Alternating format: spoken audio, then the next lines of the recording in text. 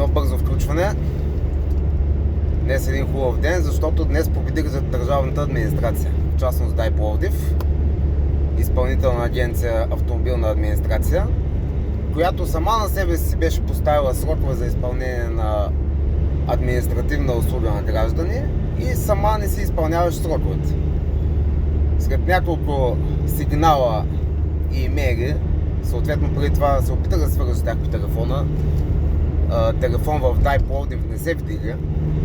След няколко имейла директно към директора на ДАИ Пловдив, господин Борислав Иванов, поздрави от мен, нещата взеха, че се раздвижиха.